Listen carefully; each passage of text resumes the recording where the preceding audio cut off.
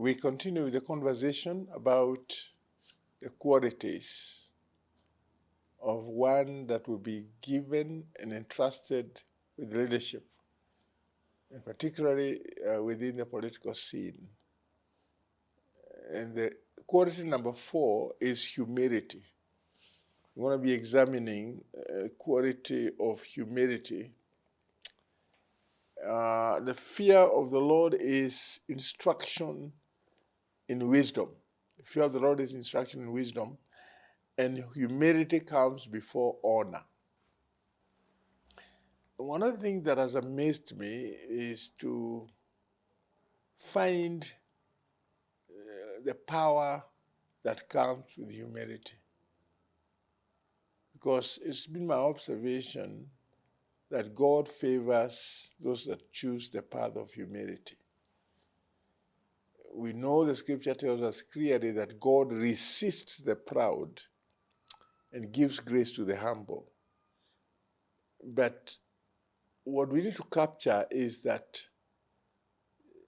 favor will come upon somebody who knows how to be able to carry themselves in humility. Now, in the book of Proverbs, humility means being teachable and open to correction. If we want to know somebody who is arrogant, is somebody who cannot take correction. And apparently we have a lot of people who can fit the description of being narcissists.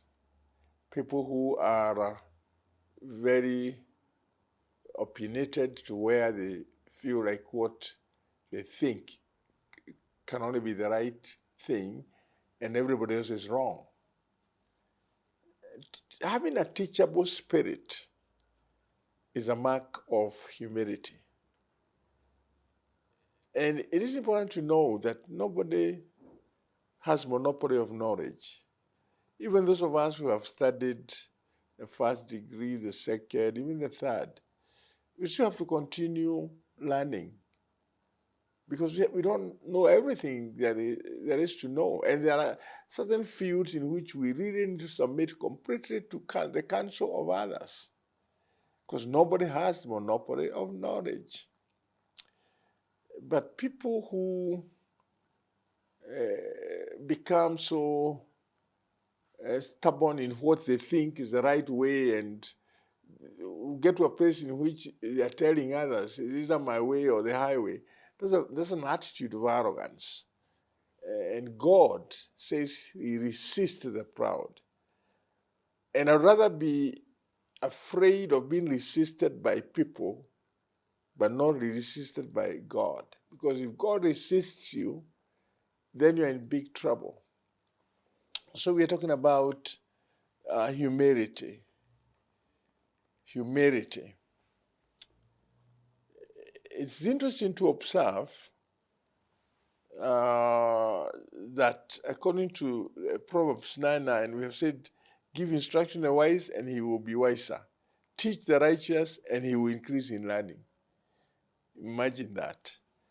And we find the book of Proverbs 12:1, the fool never accepts redirection and never admits he is wrong. Now, whoever loves discipline loves knowledge, but he who hates reproof is stupid. Rather, if you hate correction, then you're stupid.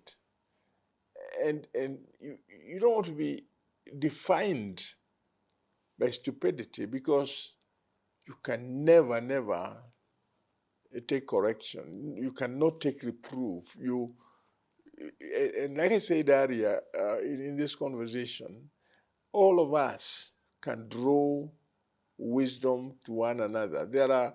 You always work with people who have better knowledge and information than you have.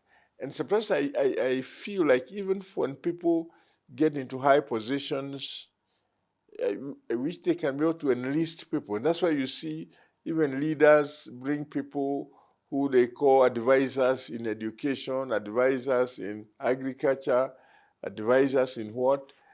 just because they realize their limitations into this degree of knowledge, and they are trying to enlist somebody who can be able to help them.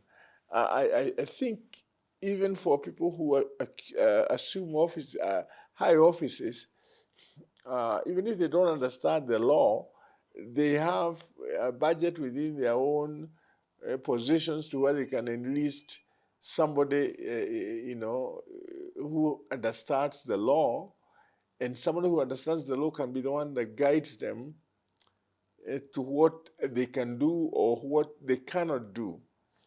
And that's why most leaders, especially the top leaders in nations, have political advisors. And in our context, the Attorney General is expected to be the principal advisor of the president in legal matters. And that office is there to do that. So it's so important to know that the good ruler knows that pride leads to disgrace, while humility leads to wisdom. According to Proverbs chapter number 11, verse number 2. The way of a fool is right in his own eyes, but a wise man listens to advice. I like that. And this is Proverbs chapter 12 and verse number 15. I like that statement. The way of a fool is right in his own eyes, but a wise man listens to advice. Great statement. In particular, the king must surround himself with good, honest counselors, not status seekers, not sycophants, not liars. Think about that. If somebody is in leadership,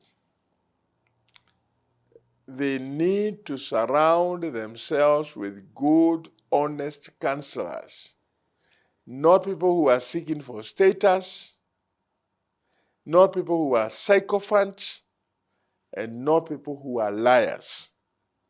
If a ruler listens to falsehood, all his officials will be wicked. Proverbs 29, verse 12. In short, we need political leaders who are humble enough to learn, to grow, to listen to others, and to change course when they have acted in the wrong way or have set out on the wrong path. What a challenge. What a challenge that everyone who is in leadership, I pray that we can find the value of humility, because sometimes when we see people who are aspiring for various positions, even from as low as what we have as what we call members of the county assembly, members of parliament, senators, governors, even on all the way up to the president. When you hear them at the point in which they are appealing for votes, they talk very well. Some of them exhibit a lot of humility, but I don't know what happens when they occupy that space and they start looking down on the same people that position them in that place of rulership. And some of them are reckless, others get into where they are exercising power as if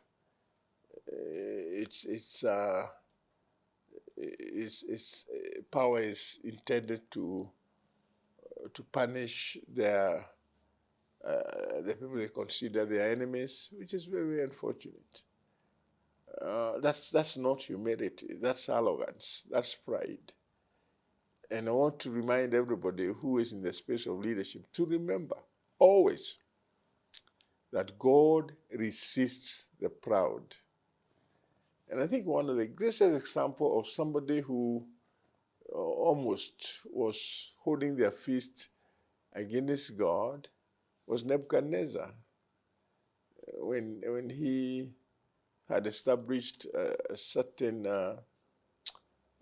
golden statue that needed to be given worship, and then there was the threat that those who would not do so were going to be punished. And we all know about the story of Shadrach, Meshach, and Abednego, who told the king they cannot bow to images, even if it meant being thrown in the fire. And even when they were thrown, God still preserved them. Nebuchadnezzar, in another account, is the one that goes to feed in life like livestock for 7 years, and then still comes back to the throne because nobody would even desire to sit there. And all this we find in the book of Daniel. So the Lord bless you as you consider the praise of humility in your leadership calling. Thank you.